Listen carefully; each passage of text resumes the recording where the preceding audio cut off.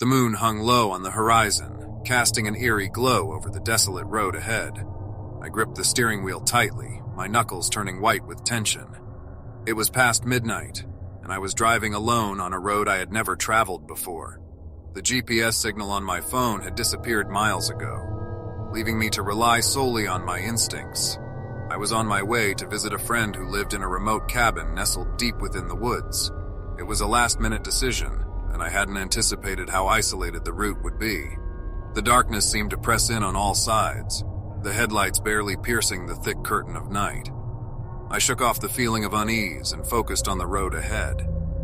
The night was silent, save for the occasional rustling of leaves in the breeze. Every now and then, I thought I caught glimpses of something moving in the shadows, but I convinced myself it was just my imagination playing tricks on me.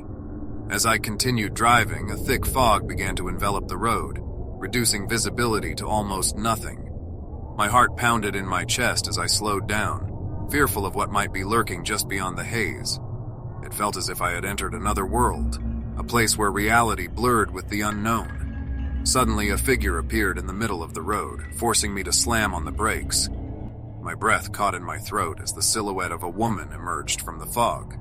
She wore a tattered white dress that seemed to float around her like a ghostly shroud. Panic gripped me as I tried to make sense of the situation. "Are you okay?" I called out, my voice barely audible over the pounding rain that had started to fall. The woman didn't respond. Instead, she approached my car with slow, deliberate steps. I hesitated, unsure if I should stay put or drive away. But before I could make a decision, she disappeared into the fog, as if she'd never been there at all. My heart still racing, I cautiously continued driving. The road seemed to stretch on endlessly, the darkness unyielding. The rain intensified, drumming against the roof of the car like a relentless reminder of my isolation. As the minutes turned into hours, a sense of dread settled over me.